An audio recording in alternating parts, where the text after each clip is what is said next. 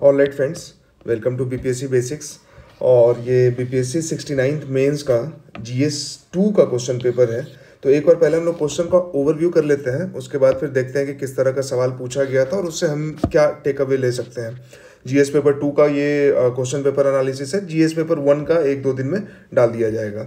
So I believe कि आप seriously इस वीडियो को देखेंगे एंड अकॉर्डिंगली आप अपने प्रिपरेशन को अलाइन करेंगे कि बीपीएससी अब किस तरह के सवाल को पूछ रहा है, पैटर्न में क्या चेंज है। क्वेश्चन पेपर बाहर से देखने में जितना आसान लगता है, एग्जाम हॉल में बैठ कर रियल टाइम में जब आप पेपर अटेम्प्ट करते हो तब कैसा लगता है क्वेश्चन पेपर को करना, टाइम मैनेजमेंट का इशू कैसे आता है, ये सब थोड़ा थोड़ा हम लोग डिस्कस करेंगे शॉर्ट में। बट पहले क्वेश्चन को देख लेते हैं। पूरा 300 मार्क्स का ये क्वेश्चन पेपर था। शॉर्ट आंसर जो जान रहे हैं आपके 68 से इसको इंट्रोड्यूस किया गया है। शॉर्ट आंसर में देखिए ABCDE, ठीक है, 5 पूरा क्वेश्चन दिया गया था। 8 मार्क्स का 3, 2 7 मार्क्स का। क्वेश्चन क्या है, ये सेक्शन 1 है, इसमें 3 सेक्शन है। सेक्शन 1 ये है पॉलिटी का सेक्शन, ठीक है। सेक्शन 2 है जिसमें कि आपको ज्योग्राफी और इकोनॉमी का क्वेश्चन मिल जाएगा, और सेक्शन 3 है जहां साइंस के सवाल आते हैं, ठीक है। तो ये देखिए जो सवाल थे इस पेपर में, मतलब पहला सवाल आप देख लीजिए, बेसिक स्ट्रक्चर से आया हुआ है। दूसरा सवाल पूछा गया है कि ईडब्ल्यूएस को जस्टिफाइड है या नहीं है, जो रिजर्वेशन ईडब्ल्यूएस सेक्शन को मिला है, दैट इज जस्टिफाइड और नॉट। अमेंडमेंट प्रोसेस क्या है कॉन्स्टिट्यूशन का, प्रियम्बल से सवाल आया है। कास्ट सेंसस अभी न्यूज में था, कास्ट सेंसस हुआ है तो ये तो आना ही आना था, ठीक है। प्रेसिडेंट और प्राइम मिनिस्टर के बीच में जो रिलेशनशिप होता है, जो कॉन्स्टिट्यूशनल रिलेशनशिप है, वो क्या है, उस पर सवाल पूछा गया है। फेडरलिज्म पे सवाल आया हुआ है। इसके बाद आप देखें fundamental principles of coalition politics in Bihar, इस पे सवाल आया है, और लोकल गवर्नमेंट पे सवाल आया हुआ है, ठीक है। सेक्शन 2 की अगर बात करें तो इसमें शॉर्ट वाले में अगर आप देखेंगे तो मॉनसून सिस्टम पे सवाल आया है, ठीक है। Source of energy in India और इसका सफिशिएंट है कि नहीं, अल्टरनेटिव पे पूछा गया है। टूरिज्म इंडस्ट्री इन इंडिया, उसका क्या स्टेटस है, उस पर है। शेड्यूल कास्ट और शेड्यूल ट्राइब का जो डिस्ट्रीब्यूशन है बिहार में, है ना, उस पर सवाल आया है। अगर आपने सेंसस का वीडियो देखा होगा जो 7-8 मिनट का वीडियो था बीपीएससी बेसिक्स पे ही, तो अगर आप उस वीडियो को देखेंगे तो आपको ये तब समझ में आएगा कि उस वीडियो का इंपॉर्टेंस मेंस के लिए जब मैंने बोला था कि है, तो वो यहाँ से आपको समझ में आया कि जब आप मैप बनाकर दिखाएंगे कि भाई ट्राइबल बेल्ट किधर है और शेड्यूल कास्ट का बेल्ट किधर है, और उसके बाद फिर आप डिमार्केट कर देंगे, ठीक है। फिजियोग्राफिक डिवीजन ऑफ इंडिया, ये तो एनसीईआरटी का बेसिक सवाल है, इसको करना है। उसके बाद आप देखें एग्रो क्लाइमेटिक जोन बिहार का ये पूछा गया है। सीजन्स बिहार का पूछा गया है, बिहार का क्लाइमेट किस किस फैक्टर से अफेक्ट होता है वो पूछा गया है, ठीक है। उसके बाद फिर ये जो एक टफ सवाल है, directorate of population in India वो सिटीज को कैसे क्लासिफाइड करती है, तो इस पे सवाल था 38 मार्क्स वाला। इसका ट्रिकल डाउन थ्योरी है इकोनॉमिक्स का, ठीक है। तो इस पे सवाल पूछा गया है भाई कि टॉप डाउन जो अप्रोच है, जो प्लानिंग वाला सिस्टम था, इंडिया जब 5 ईयर प्लानिंग के तहत चल रहा था, तो उस समय ट्रिकल डाउन थ्योरी को ही अप्लाई किया जा रहा था 1947 के बाद से, ठीक है। तो इसके बारे में पूछा गया, इसमें क्या इसका एलिमेंट है, क्या बेनिफिट, क्या लिमिटेशन, क्या क्रिटिसिज्म है, ठीक है। इसके बाद मॉनसून सिस्टम पे देखिए फिर आपको 38 मार्क्स का यहाँ पे सवाल मिल गया है। डिटेल क्वेश्चन है, खूब सारा मैप इसमें बनाना था। सेक्शन 3 की अगर बात करें तो what is the role of computer in modern society, ठीक है। तो role of computer in modern society, suitable examples के साथ आपको डिस्कस करना है। Relationship between what, technology and social development, ठीक है। तो टेक्नोलॉजी का सोशल डेवलपमेंट के साथ, टेक्नोलॉजी का मॉडर्न सोसाइटी के साथ, computer is also part of technology ना, ठीक है। Discuss the role of science and technology in industrial development of Bihar, ठीक है। तो आप कह सकते हैं कि देखिए एक ही सवाल को तोड़ तोड़ के अलग अलग कर दिया गया है कि टेक्नोलॉजी का सोशल डेवलपमेंट में क्या रोल है, ठीक है। ये मतलब ब्रॉडर पर्सपेक्टिव में पूछ लिया गया है, बिहार के पर्सपेक्टिव में नहीं पूछा गया। और यहीं पे आपसे पूछ लिया गया कि टेक्नोलॉजी का इंडस्ट्रियल डेवलपमेंट में क्या रोल है, ठीक है। उसके बाद discuss how modern technology helped us during corona pandemic, तो ये भी बहुत खूबसूरत सवाल है। Right a note on roll of technology in sustainable development, देख रहे हैं। तो टेक्नोलॉजी का अगर आपने प्रिपरेशन ठीक से किया हो तो अलग अलग हम लोग देखते हैं कि इसका हेल्थ पे क्या इंपैक्ट पड़ता है, एजुकेशन पे क्या इंपैक्ट पड़ता है, विमेन इंपावरमेंट पे क्या इंपैक्ट पड़ेगा, इसका एक्सपोर्ट इंपोर्ट पे क्या इंपैक्ट पड़ेगा, sustainable development, agriculture, integrated farming, है ना, प्रिसीजन फार्मिंग वगैरह पे क्या इंपैक्ट पड़ेगा, ऑर्गेनिक फार्मिंग कर रहे हैं तो वहां भी टेक्नोलॉजी का रोल आता है, ठीक है। तो उस पर पूछा गया है role of technology in sustainable development.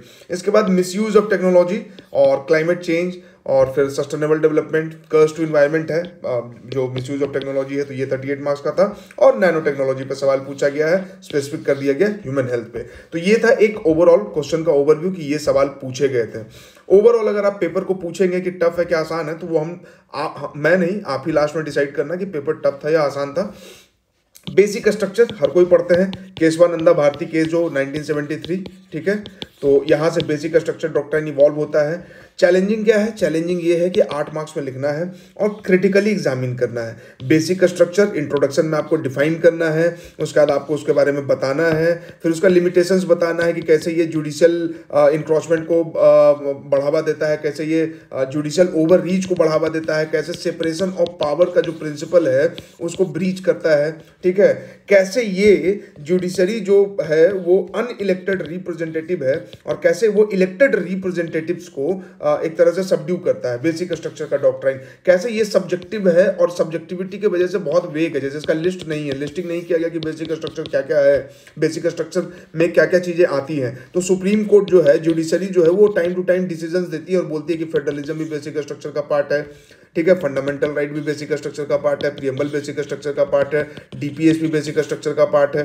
तो इस तरह से डिफाइन किया जाता है। तो कहने का मतलब कि बॉल तो जुडिशरी के कोर्ट में हो गया ना, कि आप बेसिक स्ट्रक्चर के अंदर किसी भी चीज को डाल सकते हैं। तो ये इसका क्रिटिसिज्म वाला पार्ट है। चैलेंजिंग क्या है? इतना सारा चीज आपको 2 पेज में लिखना है, वो भी 8 मार्क्स के लिए। अगर आप सारा टाइम यहाँ पे लगा देंगे, यहाँ पे अगर लिखने में आपको 8 से 9 मिनट लग जा रहे हैं, तो फिर बाकी क्वेश्चन आपका कॉम्प्रोमाइज हो जाएगा।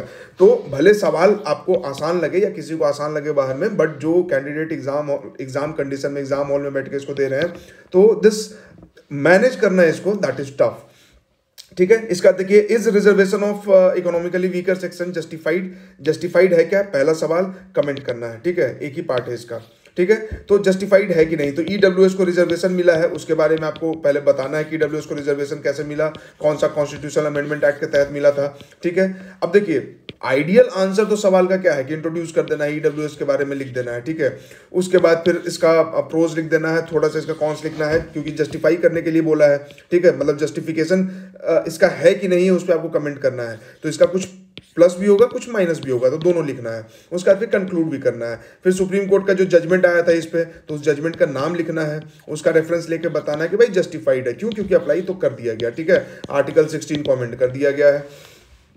तो अगेन चैलेंजिंग क्या है, क्योंकि 8 नंबर में कम शब्दों में 150 वर्ड्स में, 120 वर्ड्स में आपको खत्म करना है, ठीक है। बहुत लोग बोलते हैं कि 80 वर्ड्स में लिख देना है, 100 वर्ड्स में लिख देना है। आप लिखिए 100 वर्ड्स में क्या लिखेंगे इसमें, ठीक है। उसके बाद critically describe about the amendment process of Indian constitution, article 368 जो कॉन्स्टिट्यूशन को कैसे अमेंड किया जाता है, तो उसके बारे में है।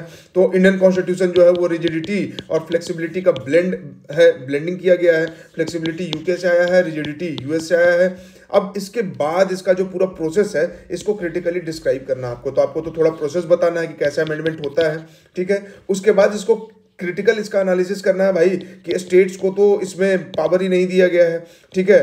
तो यानी कि फेडरलिज्म को डिस्टर्ब करता है, ठीक है। तो ये चीजें हैं। मेजोरिटी गवर्नमेंट है, अगर बहुत ज़्यादा मेजोरिटी वाली गवर्नमेंट है तो वो भी कॉन्स्टिट्यूशन में आमूलचूल परिवर्तन कर सकती है, ठीक है। अगर आप जो इमरजेंसी और इमरजेंसी के पहले वाला टाइम है, तो उस समय देखिए कि कॉन्स्टिट्यूशन में किस तरह से अमेंडमेंट किया जा रहा था। फिर वो जुडिशरी इंटरवीन करती है और वहीं से फिर बेसिक स्ट्रक्चर का डॉक्ट्राइन लेके आती है, ताकि अगर कॉन्स्टिट्यूशन में जैसे तैसे अगर कोई चेंजेस आए तो जुडिशियल रिव्यू के द्वारा उसको सही किया जा सके, ठीक है। तो ये सवाल था। प्रीएम्बल के बारे में सवाल था, blueprint of the goals of constitution, तो ये लिखना है, ठीक है। तो ये क्या है, ये बेसिक आपको, मतलब अब देखिए यहाँ से टेक अवे क्या है कि ये सारे सवाल, ये देखिए करंट अफेयर्स का सवाल है और जेन्युइन सवाल है। तो करंट अफेयर्स पढ़ना है तो आप डिसाइड कीजिए कि करंट अफेयर्स आपको कहाँ से पढ़ना है, न्यूज़पेपर आपको कैसे कवर करना है। बेसिक स्ट्रक्चर एकदम स्टैटिक का पार्ट है, क्लियर होना चाहिए, ठीक है। अमेंडमेंट प्रोसेस स्टैटिक का पार्ट है, अमेंडमेंट प्रोसेस आपको एनसीईआरटी में मिल जाएगा, लक्ष्मीकांत में मिल जाएगा, तो वहां से करना है। प्रीएम्बल भी आपको लक्ष्मीकांत और एनसीईआरटी दोनों में मिलेगा, तो वहां से भी कर लेना है। कास्ट सेंसस, करंट अफेयर्स का, तो 5 सवाल शॉर्ट के थे, जिसमें 3 स्टैटिक है और 2 करंट के सवाल है, ठीक है। तो यानी कि स्टैटिक भी आपको पढ़ना है और करंट अफेयर्स भी आपको पढ़ना है। करंट अफेयर्स को जेन्युइनली पढ़ना है, अनाप शनाप करंट अफेयर्स नहीं पढ़ना है, ठीक है।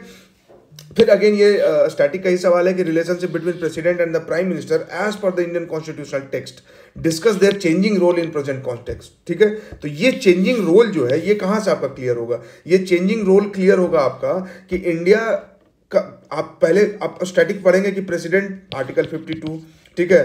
प्राइम मिनिस्टर तो council of minister article 74, article 75, ठीक है। अब रिलेशनशिप क्या है? नॉर्मल रिलेशनशिप जो कॉन्स्टिट्यूशन डिमार्केट करता है, तो क्या है भाई कि एक लिंक का काम करते हैं prime minister, council of minister और प्रेसिडेंट के बीच में, ठीक है। लेकिन ये रोल अब चेंज हो रहा है। तो कैसे इंडिया जो है वो पार्लियामेंट्री सिस्टम से प्रेसिडेंशियल सिस्टम की तरफ मूव कर रही है कि नहीं कर रही है, इन सब चीज़ों को यहाँ पे डिस्कस करना था। तो अगर आपका डीप अंडरस्टैंडिंग इस चीज़ पे नहीं है तो इस सवाल को आप अच्छे से नहीं लिख पाएंगे। ये डीप अंडरस्टैंडिंग कहाँ से आएगा? बेसिक स्टैटिक आपका क्लियर होना चाहिए, और न्यूज़पेपर में जो इस तरह का आर्टिकल आता है जो इन चीज़ों को डिस्कस करता है उसको पढ़ना है और उसके नुआंसेस को समझना है, और उसके बाद वो चीज़ें धीरे धीरे आपके दिमाग में रह जाएंगी। ठीक है, उसका छोटा छोटा नोट्स बना लेना है, अगर बना सकते हैं, नहीं तो कहीं से रेडीमेड नोट्स का जुगाड़ करना है और इस चीज को हैंडल करना है इस तरह से। फेडरलिज्म पे सवाल आया है, ठीक है, तो federalism is fundamentally rooted in two simultaneous pursuits of nationhood. ठीक है, दो चीजें क्या है? स्टेट बेस्ड कल्चरल डाइवर्सिटी को अकोमोडेट करता है and commitment to large Indian political community. तो दो पार्ट में इसका ये आंसर है, इसको क्रिटिकली एग्जामिन करना है। ठीक है, तो क्रिटिकली एग्जामिन में क्या करेंगे कि भाई ये हाँ इसको कर रहा है, और क्या है इसका जो लिमिटेशन है, हाँ ये कर रहा है, हाँ इसका जो लिमिटेशन है। ठीक है, तो बेसिकली ये 4 सब पार्ट में ये क्वेश्चन हो गया। ठीक है, फिर इसमें क्या क्या आएगा? सुप्रीम कोर्ट का जजमेंट आ जाएगा, ठीक है, कॉन्स्टिट्यूशन का आर्टिकल्स आ जाएगा, अगर आपको कोई कोर्ट याद है, ठीक है, सरकारिया कमीशन का कोर्ट है हाई बीपी और अनीमिया वाला, कि अगर ओवर सेंट्रलाइजेशन होगा तो सेंटर पे हाई बीपी हो जाएगा सेंट्रल लेवल पे, और स्टेट के लेवल पे अनीमिया हो जाएगा। ठीक है, तो इस तरह का कोर्ट एक दो यूज करना है यहाँ पे इस तरह के सवाल में। ठीक है, तो ये वैसा सवाल था, तो ये रहा पॉलिटी का। और पॉलिटी में बिहार स्पेसिफिक क्या है? Discuss and analyse the fundamental principles of coalition politics in Bihar. क्यों पूछा गया? बिहार में देखिए कोलिशन बहुत फ्रिक्वेंटली चेंज हो रहा है। ठीक है, जेडीयू का बीजेपी के साथ, फिर जेडीयू का आरजेडी के साथ, फिर जेडीयू का बीजेपी के साथ, फिर जेडीयू का आरजेडी के साथ, तो इस तरह से कोलिशन जो है वो एक आप थीम देख सकते हैं कि लगातार ये चीजें चल रही है। तो इस पर्सपेक्टिव में सवाल पूछा गया। अगेन इसमें अगर आपने अच्छे से इस चीज को नहीं समझा है तो इसका अच्छा आंसर करना फिर मुश्किल है। ठीक है, और ये क्या पूछा गया? From the point of view of fulfilment of national interest specifically. ठीक है, तो नेशनल इंटरेस्ट को ये कैसे फुलफिल कर रहा है, इस चीज के हिसाब से इसको लेके जाना है। तो भाई कॉन्स्टिट्यूशन को मेंशन करना है, यहाँ पे जो फ्री एंड फेयर इलेक्शन होता है उसके हिसाब किताब से ये कहाँ पे चीजें बैठती हैं, इन सब चीजों को पूरा डिस्कस करना और 38 मार्क्स में लिखना है इसको। ठीक है, elucidate and evaluate the local government and its working from the point of view of empowerment of panchayati raj and city institutions with the example from grass root level in Bihar.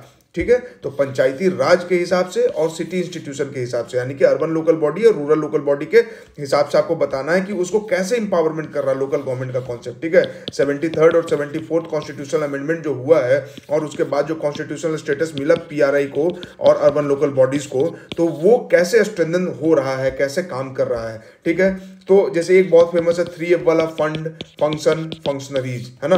Fund मतलब कि फंड का devolution नहीं होता है, तो मात्र 2% fund जो है वो सेल्फ जनरेटेड है। फंक्शन क्या है? पावर डिवोल्यूशन नहीं है, तो पावर डिवोल्यूशन नहीं, तो टैक्सेशन पावर नहीं है। फंक्शनरीज क्या है कि भाई रबर स्टाम्प कैंडिडेट मिलते हैं, पंचायत पति, सरपंच पति, मुखिया पति। ठीक है, कैंडिडेट कोई और है, मुखिया कोई और है, सरपंच कोई और है, पंचायत समिति का सदस्य कोई और है, लेकिन हैंडल उसके हस्बैंड कर रहे हैं या कोई और प्रॉक्सी कैंडिडेट कर रहा है। ठीक है, तो ये इसके नेगेटिव एस्पेक्ट्स में आएगा। पॉजिटिव एस्पेक्ट्स में क्या आएगा? विमेन रिप्रेजेंटेशन बढ़ा है, मार्जिनल सेक्शन, वल्नरेबल सेक्शन, उनका रिप्रेजेंटेशन बढ़ा है।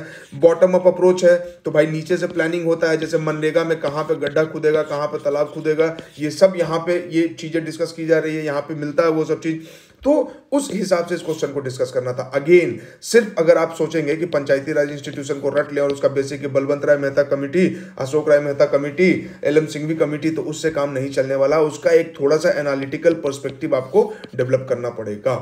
ठीक है, और वो कैसे डेवलप होगा? अगेन न्यूज़पेपर, और न्यूज़पेपर को जुडिशियसली, है ना, अननेसेसरली नहीं कि बादाम खाते खाते न्यूज़पेपर पढ़ रहे हैं। काम का चीज पढ़ना है, बाकी छोड़ देना है। ठीक है, चलिए सेक्शन 2 है। सेक्शन 2 में क्या है? Analyse the mechanism and characteristic of Indian monsoon system. इसका मैकेनिज्म क्या है और कैरेक्टरिस्टिक क्या है, दोनों लिखना है। चैलेंजिंग क्यों? 8 नंबर में लिखना है, 2 पार्ट में। ठीक है, तो मैकेनिज्म क्या है मॉनसून सिस्टम का, तो आप मैप बनाएंगे, दिखाएंगे कि कैसे आता है, कोरियोलिस फोर्स का क्या इंपैक्ट होता है, फिर कैसे 2 आर्म में डिवाइड होता है, ये दोनों आर्म कैसे कैसे आगे ट्रेवल करते हैं। ठीक है, फिर मॉनसून का रिट्रीट होता है। कैरेक्टरिस्टिक क्या है? कम टाइम में 3 से 4 महीना में बारिश होता है। ठीक है, मॉनसून ब्रेक होता है, अक्टूबर हीट होता है। ठीक है, इसके अलावा अब अभी जैसे ग्लोबल वार्मिंग हो रहा है, तो ग्लोबल वार्मिंग की वजह से ITCZ का शिफ्टिंग जो है वो डिस्टर्ब हुआ है, ठीक है।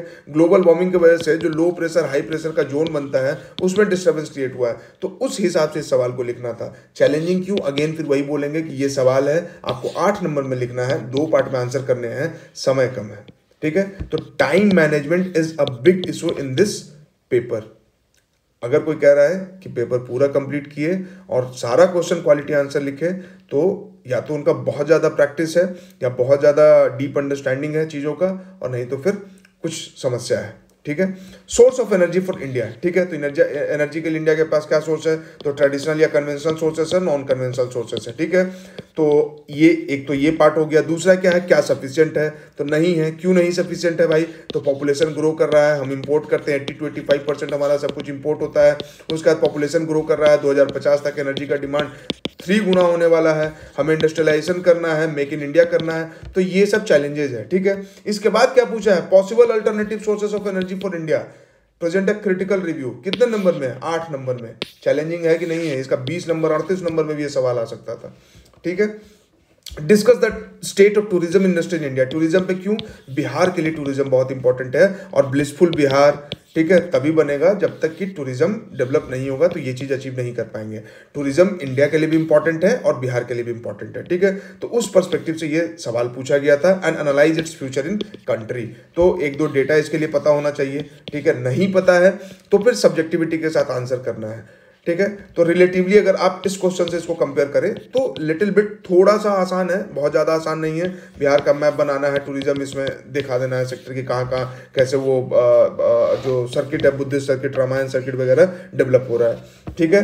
इंडिया के पर्सपेक्टिव में पूछा है तो इंडिया के हिसाब किताब से भी बताना है कि कहाँ पे कल्चरल टूरिज्म डेवलप होगा, कहाँ पे जो है हिल स्टेशन टूरिज्म डेवलप होगा, है ना, और कहाँ पे जो है वो ट्राइबल टूरिज्म डेवलप हो सकता है, कहाँ पे इको टूरिज्म हो सकता है। बहुत चीज़ें आप लिख सकते हैं, बहुत चीज़ें आपने पढ़ी होगी, बट चैलेंजिंग क्यों, 8 नंबर में लिखना है, ठीक है। Distribution of schedule caste and schedule tribe population in Bihar, comment on their level of socio economic development. अब देखिए डिस्ट्रीब्यूशन भी बताना है, तो यहाँ पे आप मैप बना के इसको बता सकते हैं और 2-3 डिस्ट्रिक्ट का नाम लिख सकते हैं। उसके बाद उनका सोशियो इकोनॉमिक कंडीशन के बारे में आपको बताना है, और अगर बहुत टाइम है तो 1-2 स्कीम्स भी लिख देंगे कि इस सोशियो इकोनॉमिक कंडीशन को ठीक करने के लिए सरकार की तरफ से क्या स्टेप लिया गया है। चैलेंजिंग क्यों, अगेन 7 नंबर का सवाल, ढेर सारा कंटेंट और टाइम कम, ठीक है। Need what, need lots of practice, lots of seriousness. Practice का मतलब ये नहीं कि दिन भर रिक्शा जैसे रिक्शा चलाया जाता है उस तरह से बैठ के क्वेश्चन आंसर कर रहे हैं, बट आपको प्रैक्टिस करना पड़ेगा, चीज़ों को समझना पड़ेगा कि कैसे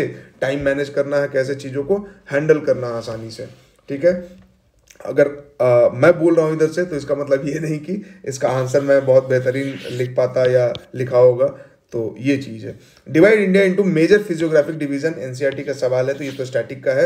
आप डायग्राम बनाइए, मतलब इंडिया का मैप बनाइए, वहाँ पे दिखा दीजिए, तो बिहार भी बना दीजिए, बिहार को भी दिखा दीजिए और 2-4 लाइन लिखिए। तो यहाँ पे आपको जैसे देखिए ये जो शॉर्ट आंसर वाले क्वेश्चन है ना, इसमें आपको टाइम चुराना पड़ेगा। जहाँ मैप डायग्राम बनाने का चांस मिला वहाँ पे बनाइए, यहाँ से टाइम चुराइए और बाकी टाइम जो है इधर डाल दीजिए, या यहाँ पे भी तो मैप बन ही रहा था तो यहाँ से टाइम आपने चुराया तो यहाँ पे उस टाइम को आपको यूज करना है। तो ये स्मार्टनेस मेरे ख्याल से बीपीएससी अब थोड़ा चेक कर रही है, ठीक है। Factors affecting the climate of Bihar, ठीक है। तो क्लाइमेट ऑफ बिहार के बारे में पूछा, क्या फैक्टर अफेक्ट करता है, in what way and how many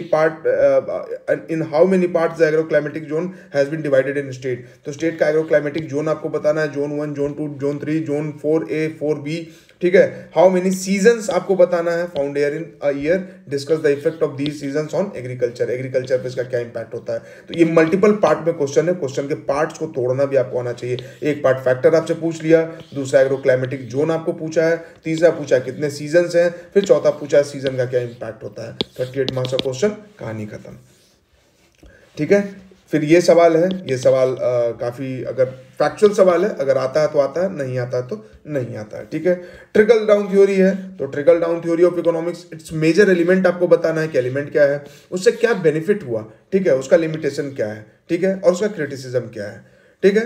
तो एलिमेंट आपको बताना है कि ट्रिकल डाउन थ्योरी का मतलब क्या होता है, क्यों, किस बैकग्राउंड में, किस पर्सपेक्टिव में इसको अप्लाई किया जाता है। इंडिया में अप्लाई किया गया तो किस पर्सपेक्टिव में किया गया, भाई की कॉलोनियल लीगेसी था, हम थके हारे हुए आज़ाद हुए थे, तो हमें भाई टॉप डाउन अप्रोच अपनाना था ताकि डेवलपमेंट ठीक से हो सके, क्योंकि हमारे पास उतना पैसा रिसोर्स है नहीं कि सारे सेक्टर में एक साथ खर्च किया जा सके।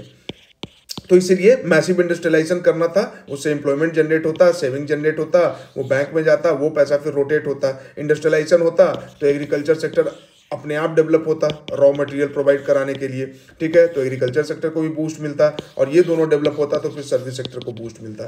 तो ये चीज़ें हैं, इस तरह से इसको लिखना था। बट इसका लिमिटेशन क्या है वो बताना आपको, और इसका क्रिटिसिज्म आपको बताना है। Limitations as a theory trickle down का क्या है, और क्रिटिसिज्म की जैसे इंडिया में कैसे ये जो डिजायर्ड सक्सेस था वो अचीव नहीं कर पाया, और इसलिए कैसे हम प्लानिंग कमीशन से नीति आयोग की तरफ ट्रांसफर हुए, कैसे ये इकोनॉमी और कैसे पॉलिटी में इसका क्या लिमिटेशंस रहा, ठीक है, उन चीज़ों को यहाँ पे डील करना था। मॉनसून सिस्टम का यहाँ तो पूरा जो भी आपने मॉनसून के बारे में पढ़ा है सब कुछ यहाँ पे आपको बताना था। सबसे खूबसूरत सेक्शन जो है वो साइंस वाला सेक्शन है, ठीक है। यहाँ पे देखिए कि role of computer in modern society. अब मॉडर्न सोसाइटी का क्या क्या नीड है, मॉडर्न सोसाइटी को हेल्थ चाहिए, मॉडर्न सोसाइटी को फूड चाहिए, मॉडर्न सोसाइटी को एजुकेशन चाहिए, मॉडर्न सोसाइटी को एम्प्लॉयमेंट चाहिए, मॉडर्न सोसाइटी को टेक्नोलॉजिकल डेवलपमेंट चाहिए, ठीक है, मॉडर्न सोसाइटी को ग्लोबल वार्मिंग से टैकल करना है, मॉडर्न सोसाइटी को, ठीक है, जो लड़ाई झगड़े हो रहे हैं, साइबर सिक्योरिटी है, इन सब चीज़ों को हैंडल करना है। तो इतना सारा डायमेंशन है, ठीक है। इसमें अब वही चैलेंजिंग कि 8 नंबर का है,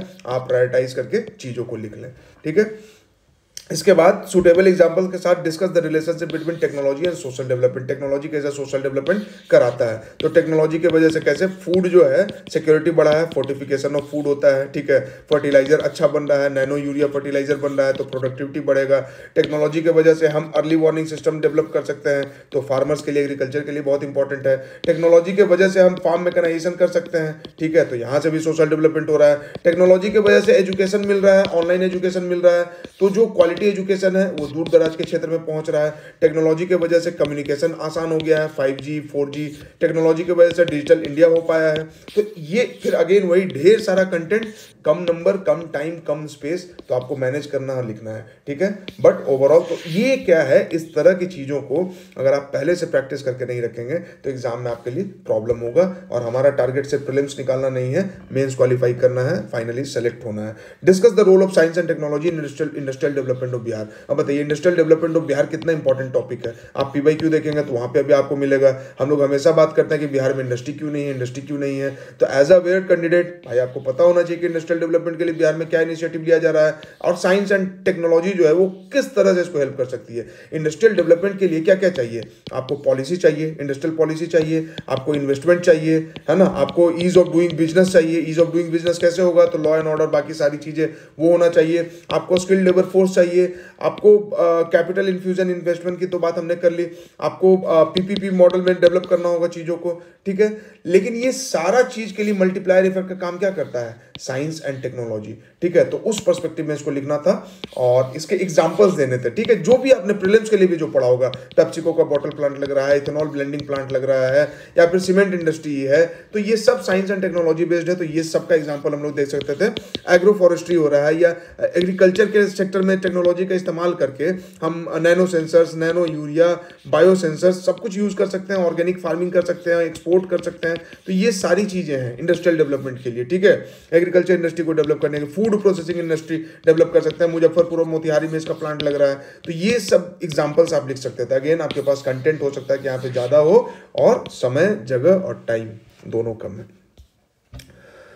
discuss how modern technology help us during corona pandemic. CoWIN portal, hit app, है ना, house isolation and tracking system जो बना था कोरोना पैंडेमिक में। और वैसे भी लाइफ साइकिल अप्रोच है, कोरोना पैंडेमिक हुआ तो पैंडेमिक को समझने के लिए, फिर उसका वैक्सीन डेवलप करने के लिए, वैक्सीन एडमिनिस्टर करने के लिए, ठीक है। वैक्सीन को पहले डेवलप किया, फिर उसको एडमिनिस्टर किया, ठीक है, फिर उसको ट्रैकिंग किया, जो मरीज है उनको आइसोलेट किया, ठीक है। तो ये चीजें हैं, तो इस हिसाब से इसको लिखना था, ठीक है। तो ये भी बहुत अच्छा सवाल। Right a note on roll of technology in sustainable development में टेक्नोलॉजी का क्या रोल है। तो टेक्नोलॉजी इसके जस्ट नीचे देखिए क्या है, नेगेटिव सेंस में इसका बताया गया कि कैसे कर्ज है, ठीक है, टू इन्वायरमेंट ऑफ इंडिया, और यही टेक्नोलॉजी सस्टेनेबल डेवलपमेंट कैसे करा रही है। तो ये दोनों क्वेश्चन देखिए आसपास में आप कह सकते हैं कि एक तरह से कि same content, same note, same understanding के साथ आप इसको लिख सकते हैं। 2 पार्ट में आपसे एक तरह से सवाल पूछ लिया गया है।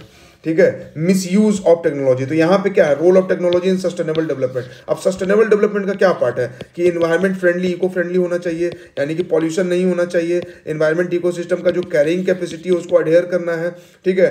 तो अब टेक्नोलॉजी का इस्तेमाल करके वाटर शेड मैनेजमेंट कर सकते हैं, माइक्रो इरिगेशन कर सकते हैं ताकि भाई पानी का वेस्टेज ना हो, ठीक है, रन ऑफ ना हो, सॉइल फर्टिलिटी मेंटेन रहे। तो ये सारा चीज जो है सस्टेनेबल डेवलपमेंट में आ जाएगा। अगेन ये 38 नंबर का भी सवाल आता तो भी आप लिख पाते क्योंकि कंटेंट इसमें आपके पास खूब होगा। Misuse of technology and its wrong application led to pollute the environment and cause climatic changes. Discuss with suitable examples how misuse of technology has become curse to environment. तो curse to environment कैसे बन गया ये आपको बताना है mainly, और फिर थोड़े से पार्ट में आपको बता देना है कि टेक्नोलॉजी का इस्तेमाल करके हम चीज़ों को अच्छा कर सकते हैं। जो ऊपर में यहाँ पे आपने कंटेंट लिखा था उसको हालांकि रिपीट नहीं करना है, कुछ एग्जाम्पल्स यहाँ पे बचा के रखने हैं, जो आपका यहाँ पे बचा हुआ है वो नीचे में यूज हो जाएगा पॉजिटिव एग्जाम्पल्स के लिए, ठीक है। और उसका लास्ट क्वेश्चन है, nano technology have a huge potential to revolutionise our life, discuss the emerging application of nano technology in human health. तो नैनो टेक्नोलॉजी का डेफिनेशन आपको पता होना चाहिए, इसको डिफाइन कर दीजिए।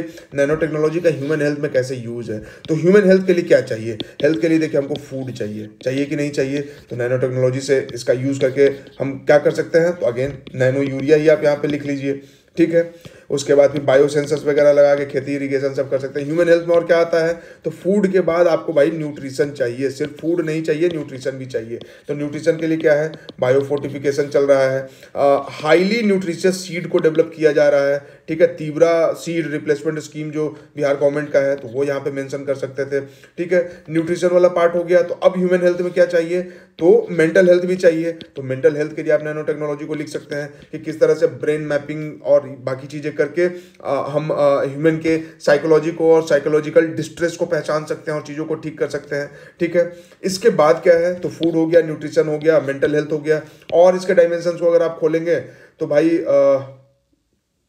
जैसे 3 पेरेंट बेबी होता है, ठीक है, माइटोकॉन्ड्रियल ट्रांसफर होता है तो वो कर सकते हैं, IVF टेक्नोलॉजी है, ठीक है। तो ये सब ह्यूमन हेल्थ में ही आ जाएगा, ठीक है। तो वहाँ पे नैनो टेक्नोलॉजी को कैसे यूज़ किया जा रहा है इस चीज़ को यहाँ पे डिस्कस करना था। तो ओवरऑल ये पेपर बहुत ही अच्छा पेपर था, और मेरे हिसाब से इस पेपर को अगर आप कहेंगे तो मॉडरेट टू टफ है, टफर साइड में ही ज़्यादा पेपर है ये, मॉडरेट से भी ऊपर है। क्यों, सवाल वैरायटी ऑफ क्वेश्चन, पहला तो कि वैरायटी बहुत ज़्यादा है, ठीक है, वैरायटी ऑफ क्वेश्चन, ठीक है। दूसरा जो पहले का जो ट्रेंड था कि PYQ रट के जाइए और वो कर लीजिए, वो नहीं चलेगा। तीसरा क्या है, टाइम मैनेजमेंट, ठीक है, टाइम मैनेजमेंट एक बिग इशू है यहाँ पे। चौथा क्या है कि भाई आपको एग्जाम्पल्स आने चाहिए, और क्या है, इंटरलिंकिंग, ठीक है, वो करना होगा आपको। उसके बाद और क्या है, तो आपको करंट अफेयर्स पढ़ना है एक पर्सपेक्टिव में, वन लाइनर की तरह रटना नहीं है। तो ये सब चीज़ें जो है वो टेक अवे है इस क्वेश्चन पेपर से। आपको ये डिस्कशन कैसा लगा कमेंट सेक्शन में ज़रूर बताइएगा, और अगर आप BPSC की तैयारी कर रहे हैं तो सीरियसली कीजिए और बदलते पैटर्न के साथ अपने आप को भी बदलिए और चीज़ों को उस डायरेक्शन में लेके जाइए जिस डायरेक्शन में BPSC जा रही है। I hope you enjoyed this video.